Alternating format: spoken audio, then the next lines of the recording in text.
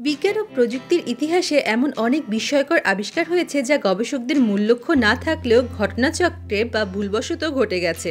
আসো তেমন কয়েকটি আকর্ষণীয় উদাহরণ দেখি যেখানে ভুল করে আবিষ্কার হয়ে যায় অসাধারণ কিছু জিনিস। পেনিসিলিন আবিষ্কারের গল্প শুরু হয়েছিল 1928 সালে, যখন ব্রিটিশ বিজ্ঞানী আলেকজান্ডার ফ্লেমিং জীবাণু নিয়ে গবেষণা করছিলেন। একদিন ফ্লেমিং তার গবেষণাগার পরিষ্কার করতে গিয়ে ভুলে ছাঁচ পড়া একটি পেট্রি ডিশ রেখে দেন। পরে তিনি লক্ষ্য করেন ওই ছাঁচটি ব্যাকটেরিয়ার বৃদ্ধি বন্ধ করে দিয়েছে। সেই ভুল থেকেই আবিষ্কৃত হয়েছিল বিশ্বের প্রথম অ্যান্টিবায়োটিক পেনিসিলিন, যা পরবর্তীকালে অসংখ্য মানুষের জীবন বাঁচিয়েছে। মাইক্রোওয়েভ ওভেন আবিষ্কারও ছিল একটি চমকপ্রদ দুর্ঘটনা। পের্সি স্পেন্সার নামক একজন ইঞ্জিনিয়ার রাডার টেকনোলজির ওপর কাজ করছিলেন। একদিন তিনি লক্ষ্য করেন তার পকেটে থাকা চকলেট বার হঠাৎ করে গলে গেছে।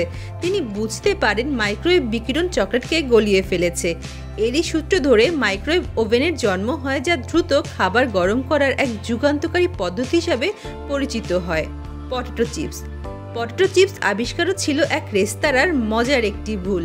1853 সালে নিউ ইয়র্কের এক রেস্তোরাঁর শেফ জর্জ ক্রাম তার এক গ্রাহকের জন্য ফ্রেঞ্চ ফ্রাই বানিয়েছিলেন, কিন্তু গ্রাহক অভিযোগ করেন যে ফ্রেঞ্চ ফ্রাইগুলো বেশ মোটা এবং নরম হয়েছে। ক্ষুব্ধ শেফ ক্রাম আলুগুলোকে অতিরিক্ত পাতলা করে ভেজে দেন এবং তা অতিরিক্ত কড়া ও ক্রিস্পি হয়ে যায়। মজার ব্যাপার হলো গ্রাহক সেই খাবার বেশ পছন্দ করেন এবং সেখান থেকেই পটেটো চিপসের জন্ম হয়। এক্স-রে মেশিনের আবিষ্কারও ছিল এক দুর্ঘটনা। 1895 সালে জার্মান বিজ্ঞানী ভিলহেল্ম রন্টজেন ইলেকট্রোম্যাগনেটিক রশ্মি নিয়ে পরীক্ষা করছিলেন।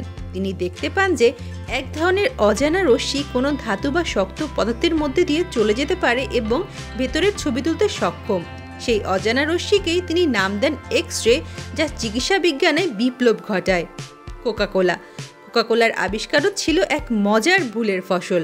1886 সালে আমেরিকার কেমিস্ট জন পেম্বারটন একটি ওষুধ বানানোর চেষ্টা করছিলেন যা মাথা ব্যথা এবং ক্লান্তি দূর করবে। তবে তিনি ভুলে একটি বিশেষ উপাদান মিশিয়ে ফেলেন, যার ফলে তৈরি হয় একটি স্বাদযুক্ত পানীয় যা পরে কোকাকোলা নামে বাজারে আসে এবং এটি এখন বিশ্বের অন্যতম জনপ্রিয় পানীয়।